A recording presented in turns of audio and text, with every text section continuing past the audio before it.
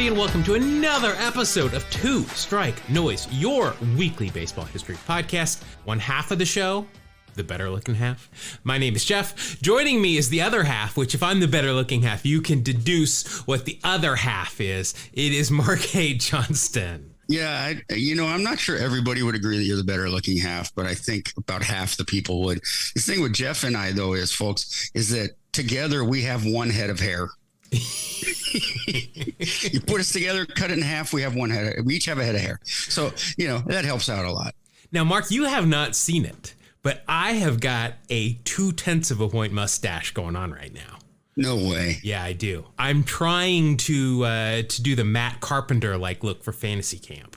Nice. That's a great idea. Yeah, I mean, I can grow some facial hair, but it's all different colors. Like my facial hair, for some reason, comes in ginger, and I'm old as well. So I also have gray in it. So I'm thinking I might have to dye it before fantasy camp. Hey, you need any pointers, you know where to go. Yeah, I know. You do know. This is going to be a game time decision, though, because my wife hates it, but I'm digging it. And nice. We'll see how it plays out. I don't know. All right. Well, hey, this is our holiday edition of the show. So happy holidays to all that celebrate, no matter what you celebrate. This is we're giving you a gift of some sort. We're doing a Tales from the Dugout. This is our holiday Tales from the Dugout. So we'll get to that. But first, we want to get into BP. I am sore. I went to the batting cages for the first time. And I'm a little sore seeing live pitching, but we're going to fight through it. We're going to stretch so that we don't hurt ourselves anymore. Mark, if I ask you to name me the third oldest ballpark in the National League, could you do it? I don't think so. Well, at least you're honest. I couldn't have, until I saw this answer, I would have never guessed. But the oldest, obviously, are Wrigley and Dodger. Wrigley Field's been around since 1911 or 1910, somewhere around there. We've discussed it before. I don't want to get nicked on that. But Dodger Stadium, of course, is pretty old as well. The third oldest stadium in the National League is currently Coors Field. Wow. Can you believe that? That boggled my mind. Third oldest in the NL. That's crazy. Yeah, the fourth oldest, Chase Field. Wow. I mean, that means, except for the Dodgers and the Cubs, almost since the year 2000, every National League team has opened a new ballpark. Yeah, that's amazing. Incredible. Gary Carter. We love Gary Carter. I think everyone loved Gary Carter except for his teammates, which is really kind of rough. We've talked about him. He's a real interesting guy. Always knew when a camera was around. Definitely a fan of being in front of the camera. Very gregarious. Great smile. World champion, 1986 Mets. It's all great. Now, Gary, though, was a clean living guy, though. He's not Steve Garvey, Paul Molitor, not that kind of clean living where you don't know about till later that they have literally 2 entire baseball rosters worth of kids. But Gary Carter did not swear, and he did not like when his teammates swore. Now there is nothing to back this up, but this is a great story. Gary Carter is credited as having invented the term F-bomb. Really? Yeah. Really? Because he wouldn't say it. So he came up with, supposedly, the term F-bomb. I'm willing to give it to him. Makes sense to me. Yeah. We're gonna credit Gary Carter as coming up with the F-bomb. He's prolific. Well, you see, now a lot of guys that we talk about are prolific in things. The aforementioned Steve Garvey and Paul Molitor, they're prolific in a couple of things. Gary Carter was prolific in the amount of swearing that he didn't do. There you go. Hey, the 1905 World Series, the A's versus the Giants. It was the first battle of the Bay, only it was on the East Coast and there was no Bay involved. Every win in this World Series was a shutout. Goodness gracious. Yeah. Christy Mathewson had 3 of them. And in the lone win for the Philadelphia A's, all of their runs were unearned. So technically, well, not technically, Just for a fact, the Giants sported an ERA of 0.00 for the 1905 World Series. Well, that's ridiculous. I mean, that could, in theory, happen again. It could, yeah. But it won't. No. Not a chance, but it could.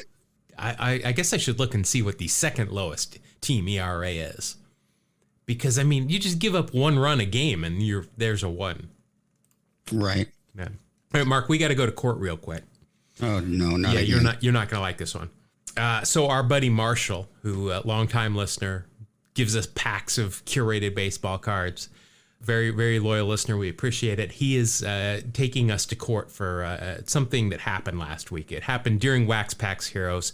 We had Ernie Witt came up, and we mentioned that Ernie Witt had written a book and published it while he was still playing, in which he called Joe Brinkman an incompetent umpire. You said, quote, "That's not something you should do, especially if you're a pitcher." Yes. Obviously, we know Ernie Witt is a catcher. Whoops. But Marshall is he rules with an iron fist here. He wants to fine you $12.46 for the 1,246 games caught by Ernie Witt in his career. Now, he tried to fine me for not catching that, but I am going to invoke the Ricky Henderson defense, because I was more focused on telling the Ernie Witt Ricky Henderson story that I told right after that. So my fine is cleared, but yours is going to remain. Well, I would like to say something in my defense. Yes. In my defense, I'm kind of a doofus. It's not my fault. No, and you know what? I know we do this all in fun, but it is hard when we are just trying to speak off the cuff and sound intelligent, because like you, I'm an idiot. So these things happen. We appreciate, though, when people do, we appreciate interacting with everybody. So we're going to go ahead. We'll put that one on the tab. And with that, Mark, our last segment of BP, we're going to head to our trivia. Do we have a trivia corner, or is it just a trivia question? The trivia. I could clean out a corner in this room, and we could make that the trivia corner. Right, yeah, let's head to that trivia corner. Last week, I asked the question that there are 3 teams who have never had a MVP, a league MVP. 2 of them are kind of the newer teams in the Rays and the D-backs. Who is the other? Now, you've had a week to think about this. Any team bounce into your head that you think might be the answer here? And I even thought about this. I am at a loss. But when you're a doofus, I guess that it just goes with the territory. Yeah, it's the Mets. Remember the Mets didn't have a no hitter until Johan Santana did it like 10 years ago. Yeah, they seem to take a while except for win a World Series. I mean, then 7 years was it? 69. It was 69. Yeah. Yeah, it was. I think it was 7 years to win a World Series, but no, still never had an MVP. They've come close a couple of times. 1969, Tom Seaver came in second behind Stretch, Willie McCovey. In 1984, Keith Hernandez came in second behind Rhino. Those are the only two. That's as close as they come. Those are the only 2 guys that have come in second for the Mets. So I think this year this is gonna be the year. It could be. Yeah, I mean, listen, I've made it pretty clear they're my National League team now. It's gonna be a slog to watch many A's games this next season. So I'm hoping to see some MVP like performances out of some of these Mets. We did have some correct answers there. Some of the usual cast: Brian Krause, Andrew Harner, and Shane Swarznek. Thank you guys for continuing to interact there. I do have a new question here. My question is going to be, who is the only pitcher to win a batting title and a pitching triple crown? Now, they were in different seasons, but somebody who won the pitching triple crown also won a batting title at one point. Wow. Well, I can guarantee you it wasn't last year. No, it was not last year. You are 100%. Without giving too much away, you are correct.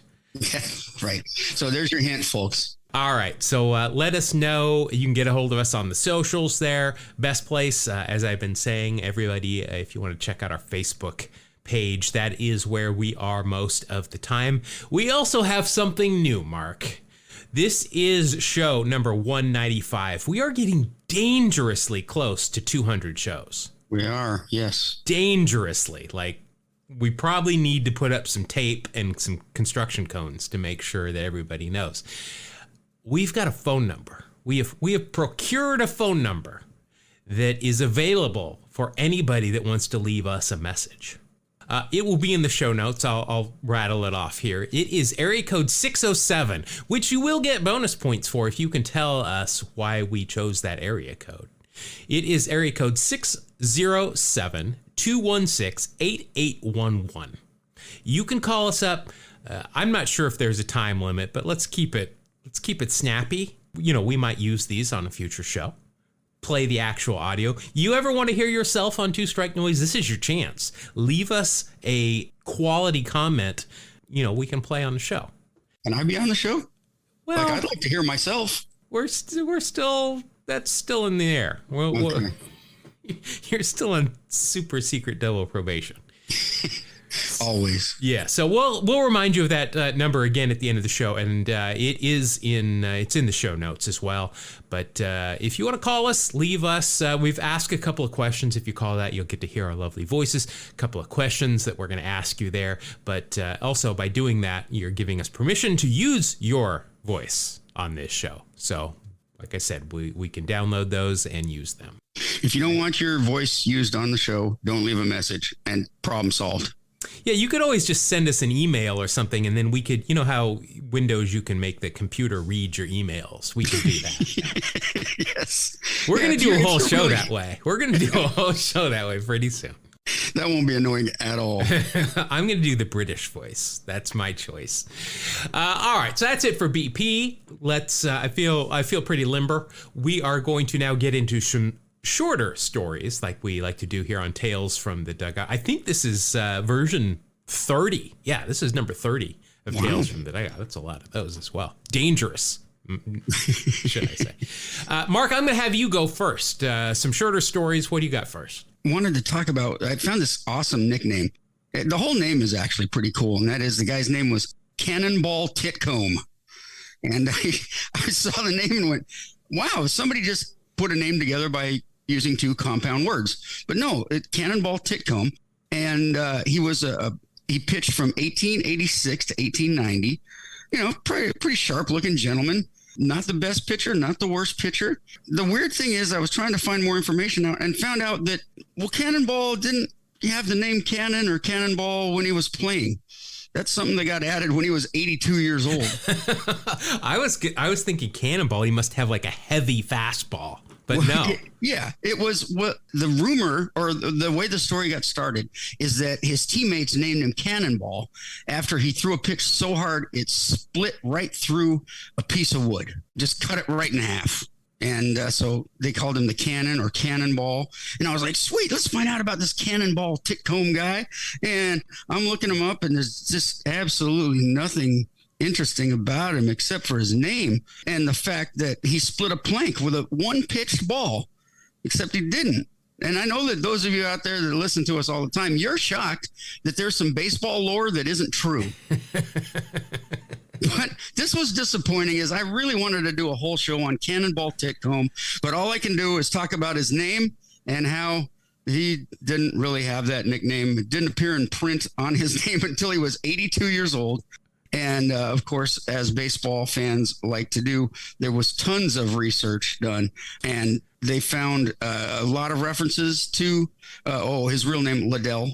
They found a lot of references to Liddell Titcomb, never called Cannon or Cannonball. Liddell's a pretty strong name to begin with, though. I can see why. There's nothing wrong with Liddell, but Cannonball, it does sound pretty awesome. You know, Cannonball Johnston. That would be all right with me, except it would refer to my shape, which wouldn't be that great. Now, if you are nicknamed Cannonball today, do you have to be a pitcher? I'm thinking you could be like Spanky Lavalier could be a Cannonball, right? Cannonball Lavalier. Yeah, that would work. I think it should be the new Pudge, right? You know, Cannonball. Pudge is such a common nickname for catchers. I think Cannonball should take its place, because you got two Hall of Famers named Pudge, nicknamed Pudge. Yes. You gotta retire it at some point. Let's move to Cannonball. Let's make the shift. I'm with you 100%. All right. Cannonball it is. We're making that change right now. Yeah, next time we see somebody nicknamed Pudge, we're going to let them know that they're now named Cannonball. There you go. So that's my story of Liddell Titcomb, a.k.a. Cannonball. All right. Well, I want to talk about Babe Ruth, somebody we've very rarely covered on this show. But I want to talk about Babe Ruth and some hot takes on Babe Ruth. Now, I talked to you before we recorded, and anybody that has been on our Facebook page knows that I find social media very frustrating, especially lately. But oh, man. for me, it's mainly a bunch of boomers saying how much they hate the game today. Yet they keep watching it. They keep complaining about it. Everybody sucks today compared to whenever they grew up watching baseball. Somebody spells Ricky's name without the E and sets me off. It's a thing. Beyond my triggers, if I could only go back in an era before social media, say like 1922, very few people at that point were on MySpace, just a couple of them. Yeah. But hot takes were still taking place, believe it or not. A New York newspaper called The Inquirer asked the question of baseball fans on the street, is Babe Ruth done for? So in 1922, Babe Ruth is coming off arguably his worst year. He only hit .315. He did play in 110 games. Now, I believe that this was also the year, it was either 22 or 25, where he had some intestinal issues, where he missed time, and people thought he might be done because of his health. Well, he only hit .315. He only hit 35 home runs, drove in 96, walked 84 times while only striking out 80. His on-base percentage was .434. His OPS was 1.106 for a 182 OPS plus. But people thought he was done. He wasn't putting up the right numbers. He's 27 years old. So the newspaper, they're asking people, is he done? Well, a little bit of history here. Ruth didn't start the season until May. This article is dated May 27th. So at that time, Ruth had appeared in a total of 6 games. 6 whole games. So these are truly hot takes. He started slow. He was only hitting 136, 1 home run, 1 RBI. Again, 6 games, and they're asking if he's done. Now, as I said, in 1922, he did have some problems. One, it was reported that his tonsils were removed, though some speculated that he had intestine, or at least part of his intestine, removed. He was also given a suspension for barnstorming during the offseason, something that was strictly prohibited. The season before, 1921, Babe had just come off the best year of his career. He had set the mark for home runs in a season with 59, led the league with 168 RBIs. He led the league in walks, on base, slugging, OPS, runs scored, and total bases while hitting .378. So he comes off that incredible year. He has played a total of 6 games, and this newspaper wants some thoughts of fans on the street if Babe Ruth is done. So here are some hot takes from the streets of New York after 6 games of the 1922 season. P.A. Dana says, quote, he seems to have lost his eye along with his tonsils, end quote. So, I mean, hey, P.A. Dana has at least got some wit to him, but I'm not sure that. Nicholas Cavello from Brooklyn comes in with this one, quote, Babe has gone a lot back. He's not as good this year as he was last year. He will have to improve considerably to earn the salary he's getting. So after 6 games. I wonder what he was making. Let's see. I can tell you probably. In 1922, he was making $52,000, which at that point, clearly a lot of money. Also, he went on to have a really good year and, another good decade after that. So Nicholas Cavello, though, really kind of bitter. He's soured already. Next, we go to B.J. Mauk, M-A-U-K. He's a machinist in the Navy, and he thinks Babe's finished. He says, quote, in my opinion, Babe reached the pinnacle of his career last year. A man either goes forward or slips back, and the Bambino has started to slip like one does in time. So he thinks the 27-year-old's finished after 6 games. The old man has lost it. Yep, 6 games, Just like, like these are football games. Like one game means that much. He's done. So, like I said, he had a down year where he was hurt, didn't play as much, still hit 315, 35 home runs. Still led the league in a lot of stuff here. But this is the one year that Babe Ruth really doesn't lead the league in any counting stats. This and 1925, where he only appeared in 98 games. The year after this, in 1923, he hit 393 in 152 games, led the league in walks, hit 41 home runs to lead the league, 130 RBI to lead the league, stole 17 bases, walked 170 while only striking out 93, a 545, which is a career high on base percentage. That means more than half the time he went to the plate, he reached base, and had a 764 slugging percentage for a OPS plus of 239. Jeez, Yankees should have traded him while he was worth something. Yeah. I would have loved to have seen these guys' comments, after that. Right. Oh, man, good call on him being done for. Yeah, you couldn't really pin these or take screenshots of these bad takes and then post it on their timeline the next year, could you? Because I would have. Fun. I would have totally been trolling them. Oh, yeah, that's what you do. I mean, I got you. Okay, I just wanted to talk a little bit about a Hall of Famer, goes by the name of Red Ruffing.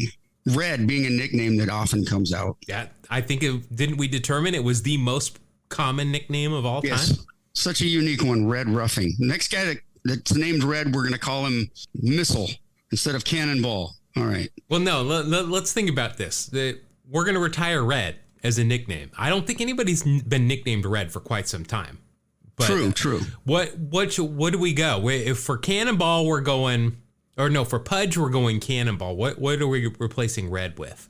Mauve. What color is mauve exactly? What taupe? How about taupe? All right, we'll have to we'll have to put some more thought into this later. Okay. Anyway, Red Ruffing, Hall of Fame pitcher. 20-game winner for 4 seasons in a row. His career, he pitched 22 years for Boston. Most people remember him pitching for the Yankees.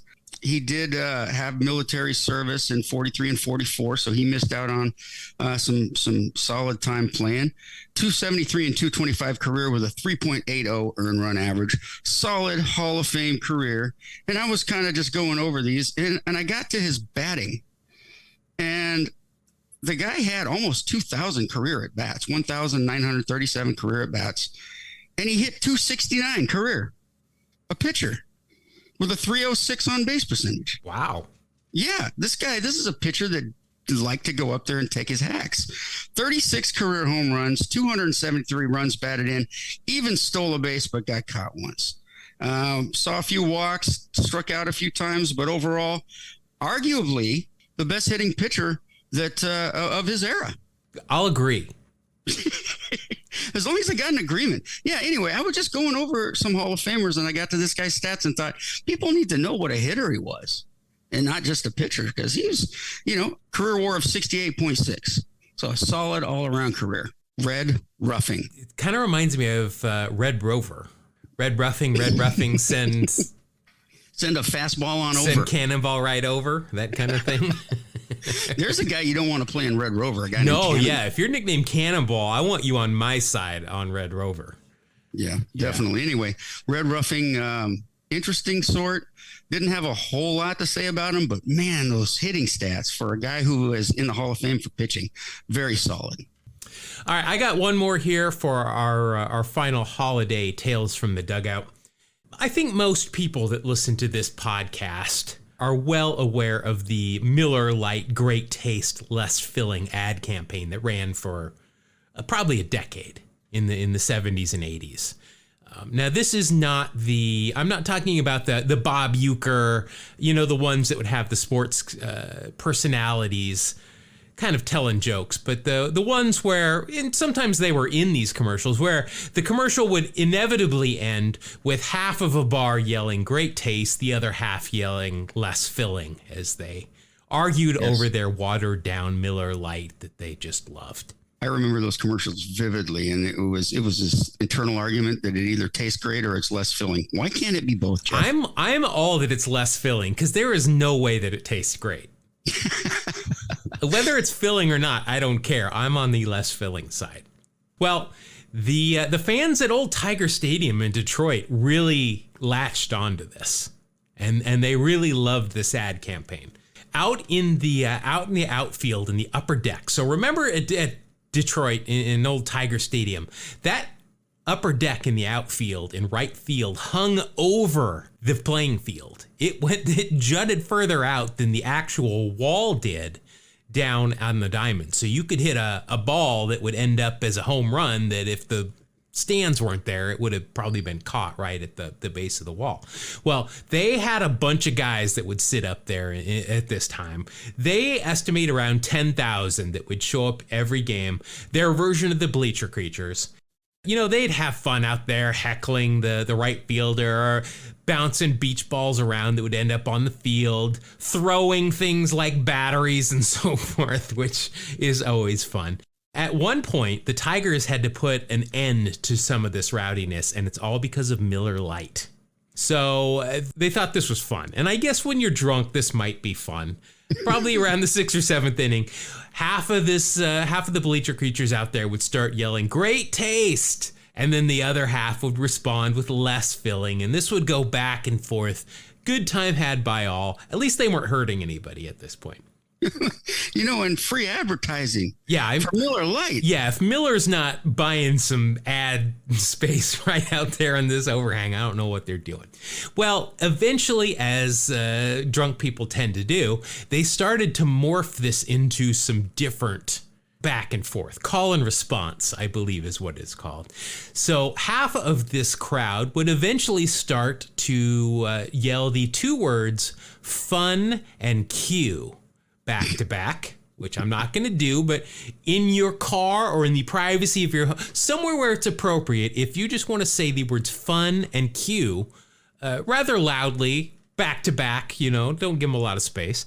And then the other half would respond with the 2-word response, eats and hit. So again, only if you're in an appropriate location, yell these things out. So this would go back and forth, and this was obviously not as acceptable as just yelling great taste and less filling.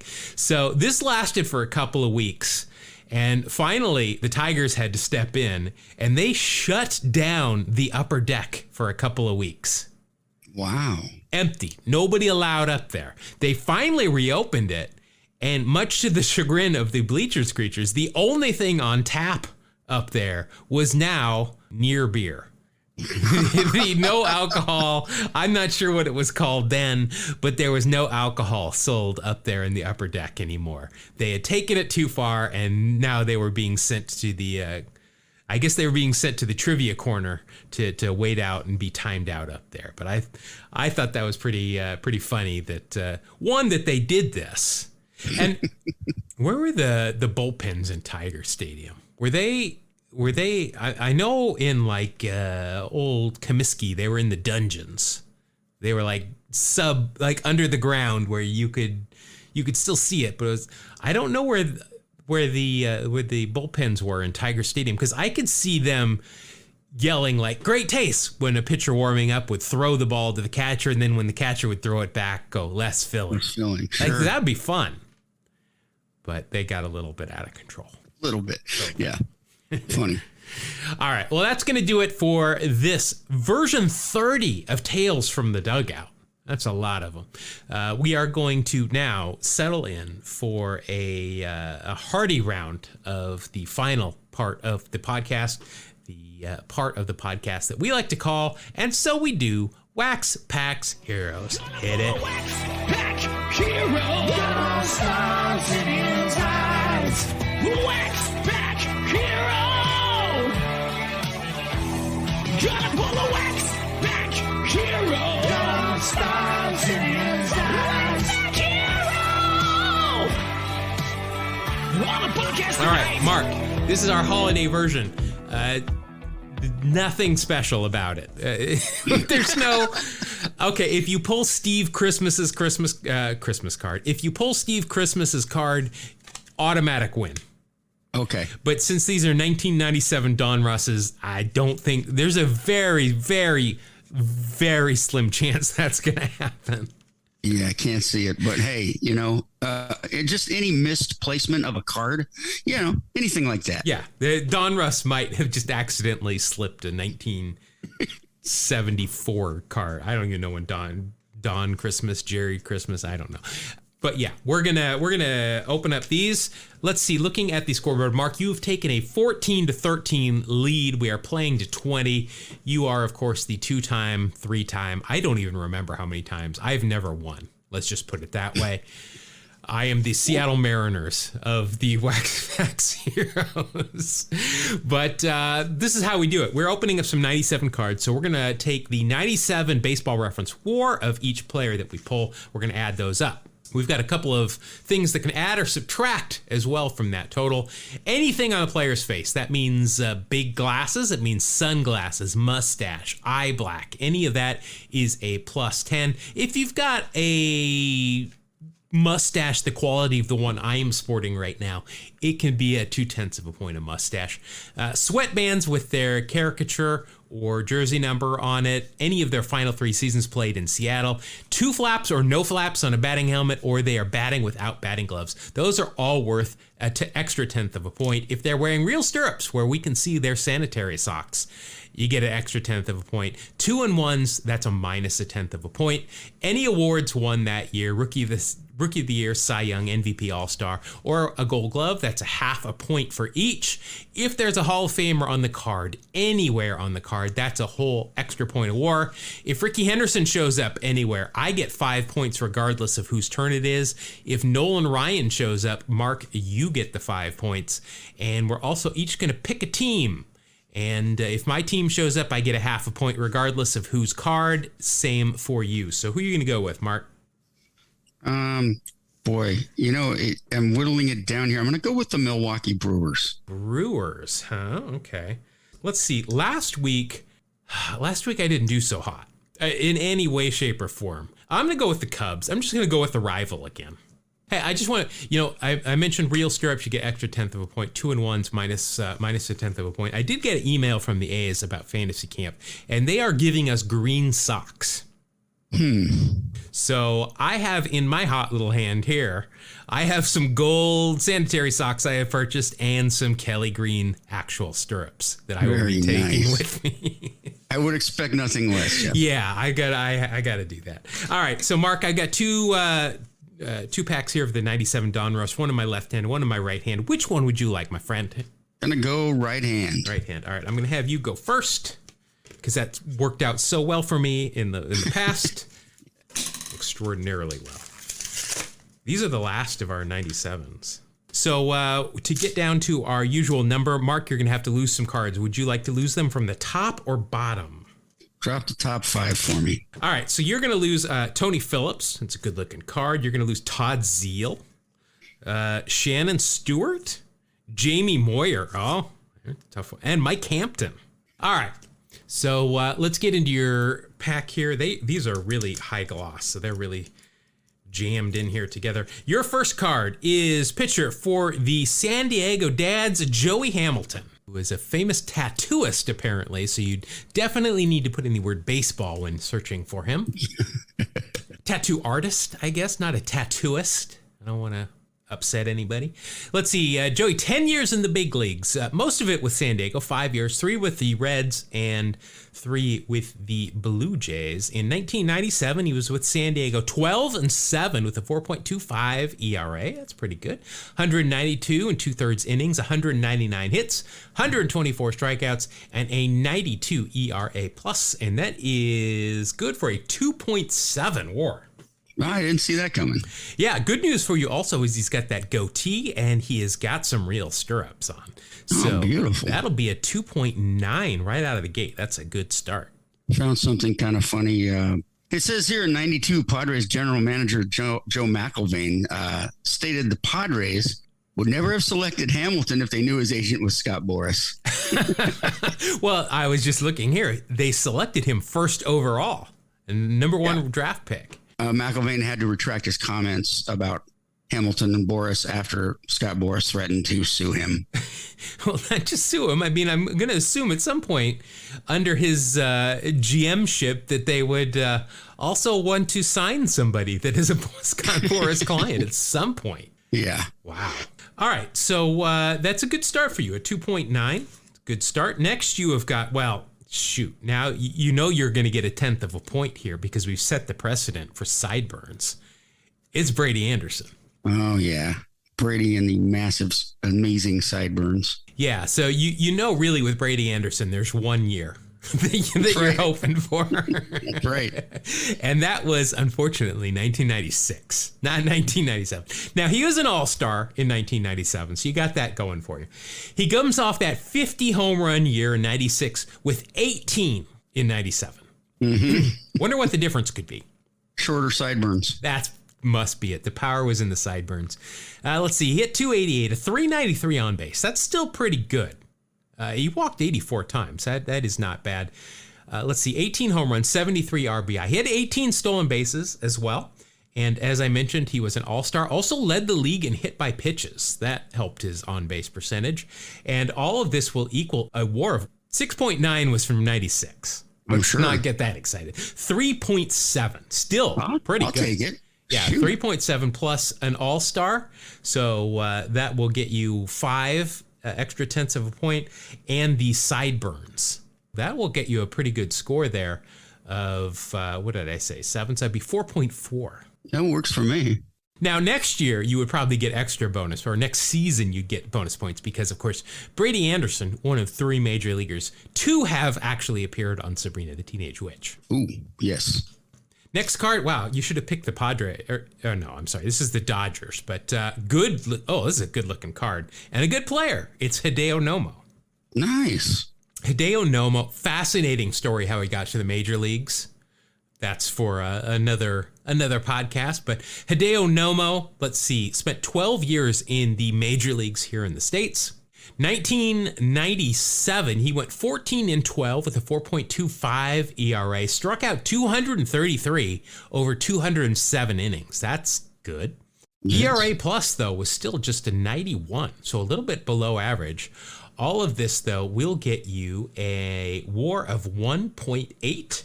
Now, he is wearing 2-1s here, unfortunately, so that'll only be a 1.7. Lazy 2-1s. Yeah, come on, Hideo. Do they do that in the NPB? I don't know. I don't know. Well, I mean, and who can really forget Hideo Nomo's time with the Tampa Bay Rays in 2005?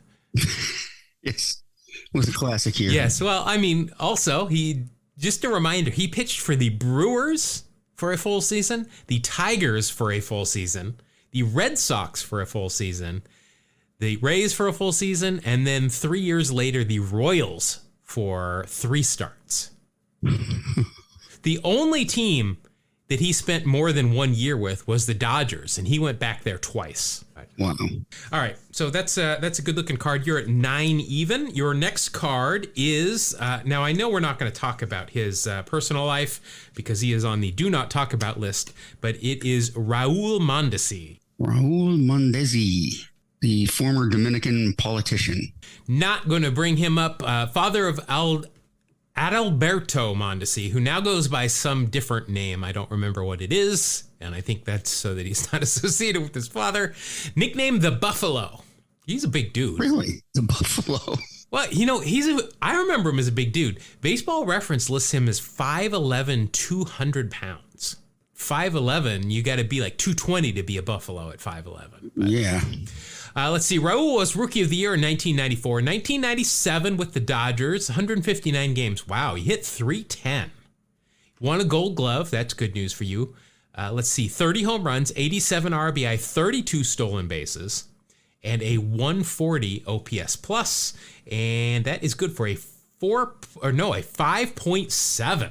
Wow. Yeah, that is really good. There is nothing on this card that's going to help you out. But I mean, 5.7 is pretty good. Yeah.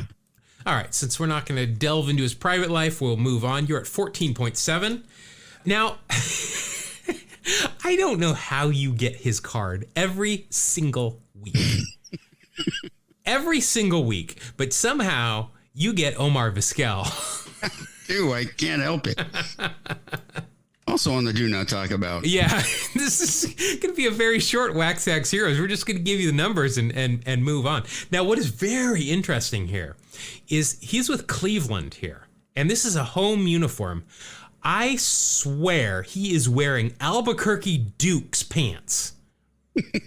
It's got a two-tone stripe down it that is orange and black and white. Like, that is not red. That is orange. It looks like the Albuquerque Dukes pants. I'm going to suspect it's probably just a coloring error on the photo. Good news for you. No shocker either. Omar was a Gold Glove winner in 1997. He won a Gold Glove like 10 years in a row. Here with Cleveland, 153 games. He hit 280, 347 on base, 5 home runs, 49 RBI, 43 stolen bases. That's a career high. Wow. 404 total career stolen bases, only caught 167 times. That's solid. Let's see. Oh, this is good for you too. 57 walks, 58 strikeouts. Wow, that's impressive. For his career, he struck out 1,087 times. He walked 1,028. That is impressive. That is very impressive. Overall, though, an 85 OPS plus. He led the league in sacrifice bunts this year. And all this will equate to a WAR of 3.5, but he does have 2-1s on. Ugh. So that'll be a 3.4. We should maybe, new rule, we should each name a player. And if you get them, it's -1. Like, you just got to name your most, like, a hated player. You know, yours is Omar. I'm not sure who mine would be. Maybe Jack McDowell? I don't know. I'd have to put some thought into it, but... Yeah. You can't just jump out and say, I hate this player. You got to sort through it, man. Yeah. Or Bobby Thigpen. Whoever hit Terry Steinbach the most. That's my reasoning there. All right. Next, we got a pitcher for the Blue Jays, Pat Henkin. Pat Henkin. He played for a good while. Yeah, I think he was a really solid, like, number 3 pitcher for the Blue Jays for a long time. 14 years in the big leagues, 10 for the Blue Jays, and then the Orioles and the Cardinals. 97, good news for you. He was an all-star. He went 15-10. 96, he went 20-10. 97, he went 15-10, a 3.68 ERA, 9 complete games to lead the league, 3 shutouts to lead the league, also led 264 innings pitched. Didn't receive a single Cy Young vote. He won the Cy Young the year before, and then with these numbers, didn't get a single vote. Okay. ERA plus, though, still of 123, and that will equal a WAR of 5.8. Wow. Plus, he was an all-star, so that's 6.3. Got a good pack going here, my friend. Man, I guess. Let's see. Won a World Series with the Blue Jays in 1993, where he pitched a good game in the World Series there. Member of the Canadian Baseball Hall of Fame. Nice. Very nice. Oh, he's born in Detroit, Michigan. So he was born literally a stone's throw from Canada, too. Yeah. So you've got 3 cards remaining. You're already at 24.4. Goodness. Next, you've got a lot of Do Not Talk About, guys. Here with the Yankees, with some 2-1 stirrups, it's John Wetland, who we are definitely not talking about. Yeah, let's just get those stats. Pretty sure if John Wetland is listening to this, it's in prison. Let's see. Wetland, 12 years in the big leagues. 1997 with Texas, he went 7-2 with a 1.94 ERA in 61 games, 31 saves, 65 innings pitched, 63 strikeouts, an ERA plus of 249. Wow. In 1993 with the Expos, he had an ERA plus of 305. Jeez. This is good for of course, he's a closer, so we know that doesn't equate to huge numbers in WAR, but he did still end up with a 2.8 minus the 10th of a point for the 2-1, so that'll be a 2.7 for you. All right. Skipping past his off-field stuff, we have got pitcher for the Rangers, Roger Pavlik. If I'm Roger Pavlik's teammate, I'm his nickname to me is Dog or Doggy. Oh, dog? Dog. Pavlik's response. Oh, Okay, gotcha. See, I think that's clever. I am like, I don't know. I'm proud of myself for that one, but everyone else is probably just rolling their eyes.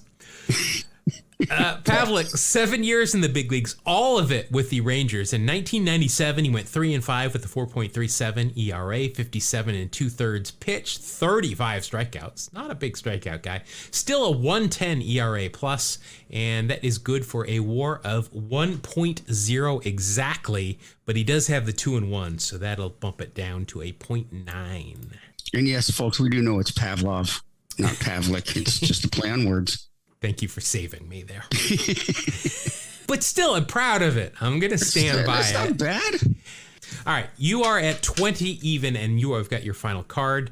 And it is one of the Valentines. It is with the Red Sox. It's John Valentin. Let's see. John Valentin played for 11 years in the big leagues, 10 of it with the Red Sox, and then a final year in 2002 with the Mets. In 1997, well, he led the league in doubles this year. He had a good year.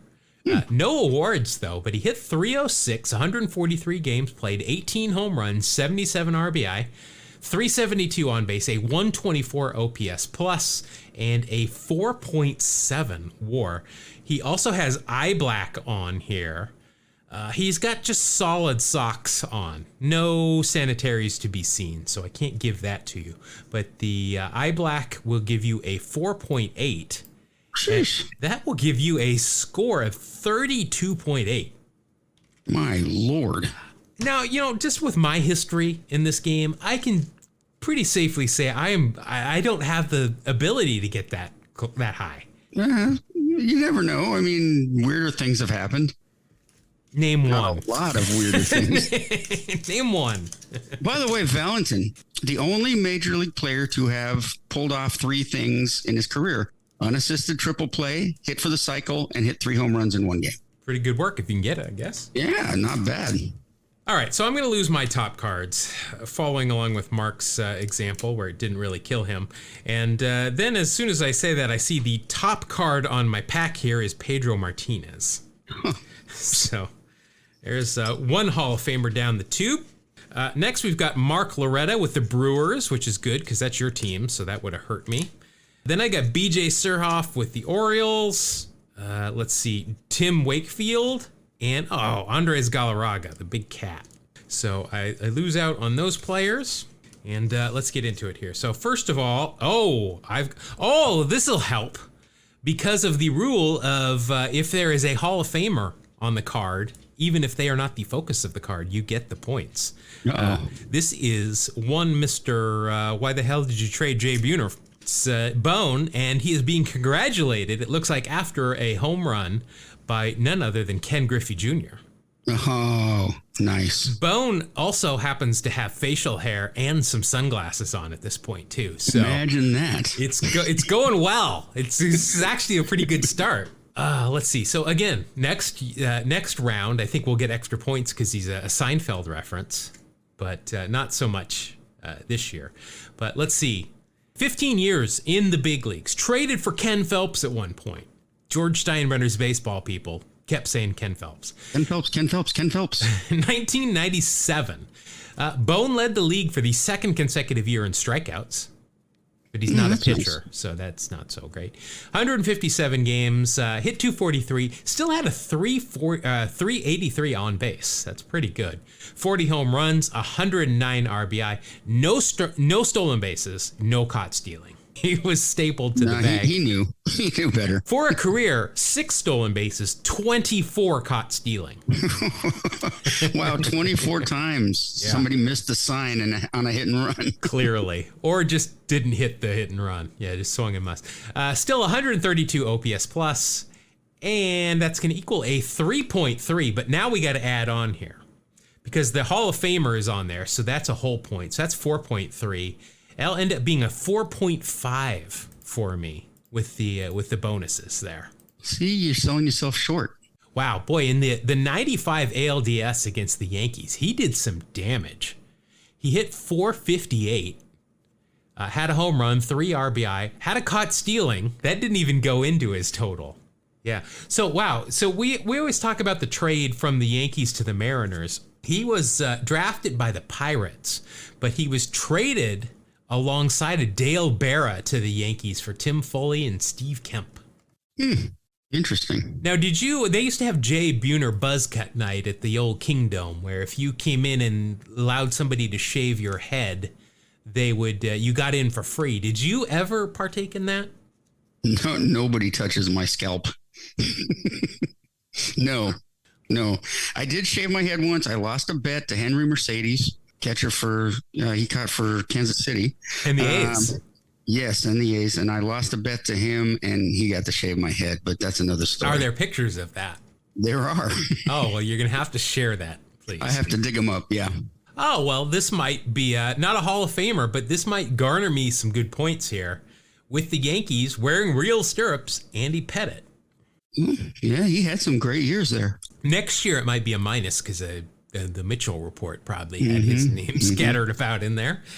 But let's see. Andy Pettitte, 18 years in the big leagues, 5 World Series rings. I wish. That's not bad, right? Yeah, I think that's a good thing. Let's see. 1997. Wow. 96 was his first full year I guess it was his second full year. He went 21-8 and was an all-star. 1997, he followed it up with an 18-7 mark, led the league in games started with 35, 4 complete games, 1 shutout, 240 innings, 166 Ks, and a 156 ERA. Plus, he came in 5th in the Cy Young voting this year and has a WAR of 8.4. What? Yeah, plus he's wearing those real stirrups. That'll give me an 8.5. And after 2 cards, I'm at 13. Yeah, see? I don't want to start believing because that's dangerous. Don't start. Yeah, that was actually the original draft of that song was "Don't Start Believing." Don't start believing. But then they wanted to go a little bit more positive. That was good thinking. Good. That makes sense. Pettitte's number has been retired by the Yankees. He's got a monument in Monument Park. Andy Pettitte, there we go. I'm at 13 even. My next card is a Red Sox. It is Mike Stanley. When I think of 90s catchers, Mike Stanley is right up there. Absolutely. Prototypical kind of a, 6'1", 185. Actually, a little bit, thought he would have weighed more than that. But 15 years in the big leagues, 6 with the Rangers, 5 with the Yankees, 5 with the Red Sox, 1 apiece with the A's and the Blue Jays. In 1997, he split time between the Yankees and the Red Sox. Overall, he ended up hitting .297 for the year, a .393 on base. Take that. 16 home runs, 65 RBI, and a 132 OPS plus. All of that will equal a WAR of 1.6. Hey, another positive. Yeah. And he's got real stirrups on. Well, he's a catcher. Of course he's going to have real stirrups on. Yeah, gotta be. So that'll be a 1.7. That would have been my weakest card, obviously, so far. But I think that ended up being okay. Mike Stanley, a special place in my heart as he caught Nolan Ryan's final no-hitter. Oh, very nice. Yes. All right, so I'm at 14.7. Next, we've got one of our 2 favorite players that was born in Jamaica. Which one is it? Well, it's not Chili Davis. So if you've listened to this podcast before, you know that is none other than Devon White. Are we not men? We are Devo. Devo. I typed in Devo White just how to have it. Then it came right up. Let's see. Devon, 17 years in the big leagues. 6 were spent with the California Angels, 5 with Toronto, and then a bunch of other teams. 1997, he was with the Marlins. Devo got traded a lot to good teams. 3 World Series with Toronto, 92, 93, and then 97 with the Fish. 1997 overall, 74 games, so I'm assuming that he was hurt at some point. 245 average, 338 on base, 6 home runs, 34 RBI, 13 stolen bases, a 90 OPS plus, and that equals a WAR of 1.3. He does have 2 and 1-ons, but he also has a mustache, so that will wipe that out, and I will get the 1.3. We have not had yet any Brewers or Cubs No, it's pretty impressive. It's like they've actively been avoiding our teams. There's something a little interesting for me anyway. Julio Rodriguez was the first rookie with 15 home runs and 15 stolen bases before the All-Star break this year. And that was the first time it had been done since Devon White in 1987. Don't think a Devo with a lot of power, but... Had some. All right, next we have got a Houston Astro. He's wearing a towel over his head in this picture. It is Orlando Miller. I seem to remember Orlando Miller. Everybody was pretty high on him. Thought he was going to be a shortstop for quite a while. Yeah, didn't quite happen that way. Signed out of high school, out of Panama. Ended up with 4 years in the big leagues, 3 with Houston, 1 with Detroit. 1997 was his final year. It was with Detroit. Only 50 games played. He hit .234, a .289 on base. 2 home runs, 10 RBI, 1 stolen base, a 72 OPS plus. And, at least it's still a positive. It's a .4. I don't believe I get anything for the towel over his head, because now if it was wrapped around his face, I might have looked for some points, but it could have been points. It also would have been really weird. So he was in a pretty big trade in '96 between the Astros and the Tigers. The Astros sent him, Doug Brocail, Brian Hunter, and Todd Jones to the Tigers for Brad Osmus, Jose Lima, Trevor Miller, CJ Nitkowski, and Darrell Ward. Jeez. Those are all some major league names there. Man, I guess just trade everybody. Yeah, that was both teams are like, we're not doing very well. Let's just really mix it up. Everyone. All right, so I have got 4 cards left. I am literally at half your score. You're at 32.9. I'm at 16.4. Math is not my strong suit, but I do know that is exactly half of 38 or 32.8. Next, oh God, I got a Brewer. I had to mention it. So that's minus half a point right off the bat, and it's one of your guys. It's the alligator wrestler himself, Ben McDonald. Big Ben. I'm not sure that Ben McDonald with the Brewers is going to get me a lot of points. Ben McDonald, 9 years in the big league, 7 with Baltimore, 2 with the Brewers, including 1997, which is his final year. He went 8-7 with a 4.06 ERA, 133 innings pitched, 110 strikeouts, and an ERA plus of 115. That will still get me a 1.7. It has a mustache here as well, so that'll be a 1.8, which is more than I was expecting, but I need some big points here to catch up to you. I was going to say, we always mention first overall draft picks or first round draft picks, but Ben McDonald, of course, famously a first overall draft pick in 1989 by the Orioles. Yes, elected to the College Baseball Hall of Fame in 2008. All right, so I'm down to 3 cards now. That one was really disappointing. I got a Hall of Famer. Got a Hall of Famer that's got a mustache and eye black on here in his Chicago White Sox uniform. It is Harold Baines. Another man that could really hit the ball. Dude could hit. Had his number retired by the White Sox while he was still playing.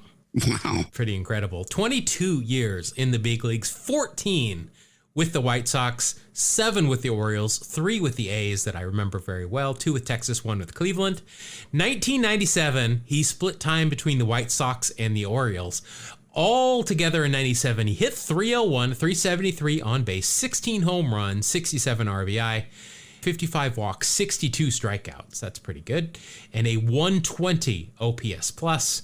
And altogether, that is going to equal a WAR of 1.7. He is an all-star, so he is a Hall of Famer, so that'll be a 2.7 and a 2.9 with the mustache and the eye black. So still just not really getting me over that hump. Not quite. So Harold Baines, also a first overall draft pick in 1997 by the White Sox. Ooh, there you go. Interestingly, Baines actually had heart replacement surgery. Wow, when was that? 21. Oh, okay. Just happened. I was thinking it was during his playing time, and I that would have been pretty impressive. No. All right, so I'm down to my final 2 cards. I've got work to do. I need about 12 points. Now, while I enjoy this card because it's my favorite catcher of all time, I'm not sure that Terry Steinbach is going to get me a lot of points in 1997. Probably not. but it is another card to stow away to get signed in a couple of weeks. So That's right. let's see. Terry Lee Steinbach, 1997. This was his first year not in an Oakland uniform in the big leagues. He went and spent his final 3 seasons in Minnesota, where he is from. Let's see, 122 games, 248 average, 302 on base, 12 home runs, 54 RBI, and a 80 OPS plus. And overall, that will still equal a .6 in the positive. Not bad. Ain't gonna get you there, but it's a positive. And he's got a 5 o'clock shadow, but I don't think I would call that a mustache. So I'm not going to give myself anything there, but that'll bring me up to 21.7 with 1 card left to go. You have a good score. I do, but you came in with a 32.8, and that's just strong. Unexpected, yes. Yeah, that is strong. All right, and my final card with Cleveland is, well, he's wearing number 69 in this photo. Do I get points for that? No. Well, it's Danny Graves. I think Danny Graves went on to have a pretty long career. 11 years in the big leagues. I think of him with Cincinnati, which is definitely, of those 11 years, 9 were spent with the Reds, 3 with Cleveland, and then 1 with the Mets. In 1997, oh wow, he didn't play. Oh, he started the season with Cleveland, then was traded to Cincinnati. Only appeared in 15 games though, 26 innings, an 83 ERA plus, and a WAR of -0.5. Oops. Wasn't the direction you were hoping there. No, so that will bring my total score down to a 21.2 in hand. Which in other weeks would have been a winning score. That was one of my better packs. I am not going to lie. But, I mean, you came out strong.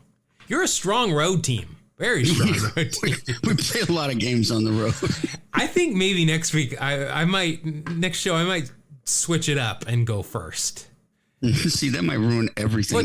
Well, it also doesn't matter because I let you pick the pack and you somehow, I'm just not good at this game. I'm not going to lie. It's all skill, man. I say it again. It's all skill. All right. So that bumps you up to 15 compared to my 13. Congratulations. Thank you. All right. That's going to wrap it up. We do want to mention that we are taking next week off. It is a holiday here. So we're going to take some time off. We'll be back in the first week of the new year. And then I'm headed off to fantasy camp. So we'll hopefully have kind of the show we'll throw together for one of those weeks while I'm gone. But it's going to be a little sparse from us here in the next little while. But you know what? Follow us on social media. And I promise you, there will be a lot of stuff, a lot of pictures and stuff and videos from fantasy camp. I have no doubt. If you aren't interested in it all, you might want to mute us for a little while because there will be a lot of pictures and there will be a lot of A's, guys. So obviously I'm going to A's fantasy camp, but we are going to take next week off. Then we'll be back. Again, feel free to follow us on social media. Best place to follow us is Facebook. Links are in the show notes. Just look for 2 Strike Noise on Facebook. Also, that phone number. I'm hoping this will be fun. Give us a call. Area code 607-216-8811.